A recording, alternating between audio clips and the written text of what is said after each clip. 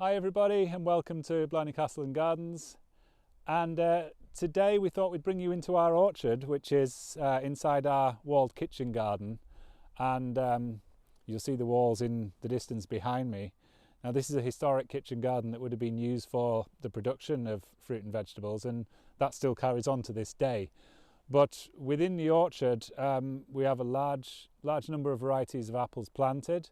Most of it goes into our own organic apple juice, which we sell in the cafe, and we've recently started experimenting with cider, which proved a big hit at our last Christmas party, and we're now looking at cider vinegar as well. So it's interesting to try these new things and to keep the productivity up, but it's not just about what we can produce, it's also about conservation.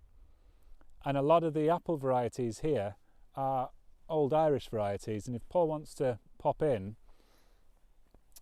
I'll show you on the label. What we have in effect is a green label with the harp on and then the name of the tree, and that denotes that it's of Irish origin. And it's good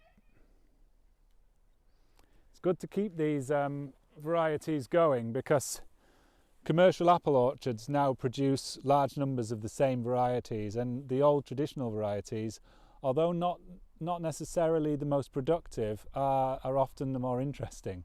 So we've a great collection here, probably about 40 different varieties, which we're expanding all the time. And you'll see in the distance behind me, Mike is actually in the process of doing the winter pruning. So I'm going to introduce you to Mike, and he's going to give you a little workshop and talk through what he does and why. So I'll see you in a minute. Thanks, Adam. Hi everyone, hope you're well. So like Adam said, over the last week or two I've been pruning the apple trees here in the orchard inside the wall garden. And there's two types of pruning, which we done twice a year. There's winter pruning and summer pruning. So the winter pruning is done from roughly November to early March, when the tree is dormant. So you've another few weeks to do yours at home.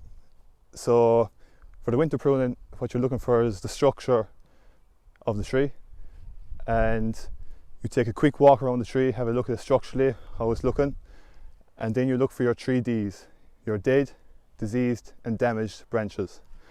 So anything that's dead, and if you're not sure if the branch is dead, just give it a quick peel with your nail, and if it's brown, it's dead, but if it's green, it's still alive, so that's good. So that's your dead.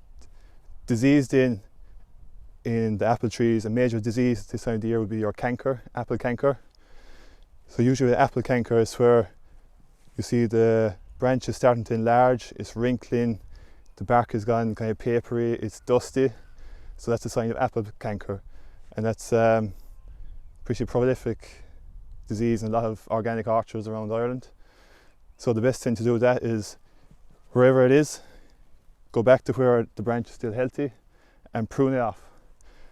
And with that material, the diseased material, you have to dispose of that well away from your site, well away from your orchard, because it's an airborne disease and that can travel very quickly. And if it's left untreated, it can do a lot of damage to your apple trees. And the other D is your damaged. So damaged ones are just maybe branches that are broken, maybe got broken in the wind, in the storm, or might have hit off a vehicle or anything like that.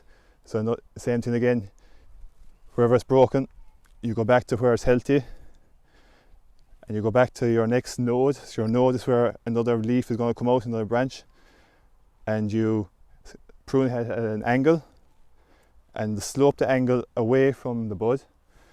So you're sloping it in like that, we'll say. So if Paul wants to come in here and have a look. So that's your bud there, and you slope it away, because if you slope it in towards the bud, the water, the rain is only going to lodge inside there, and that's only going to cause rot and more damage. So always when you're pruning, always prune to a bud and at an angle, because that's very important. With your apple trees, you're looking for a chalice effect, a chalice shape. So what that means is your centre of the tree is free, and what that is good for, it leaves air to circulate inside the tree, and that's less of a chance of pests and disease getting into your tree. And also when your tree is fruiting in the summer, there's more light getting in, and then you'll have better fruit come autumn. So that's all for now. Thanks very much. See you soon. So thanks very much to Mike for taking us through the apple pruning, and we'll return to Mike over the next few weeks as he's doing work on the vegetables and things as well, and then again maybe for some summer pruning. But I wanted to finish here today. A couple of weeks ago I showed you the start of the snowdrops emerging, and you can see they're not long coming out all around me now, and right up the avenue the swathes, and it's beautiful to see. Our daffodils have also come along and everything's waking up, so spring's definitely here. They say there's a cold snap coming, so fingers crossed that everything kind of holds up through it. But we've even got frogs already in the ponds, so I think the wildlife tends to know, and if they think spring's here, I'm happy to go along with it. And so thanks very much for watching this week, and we'll see you next week. Cheers.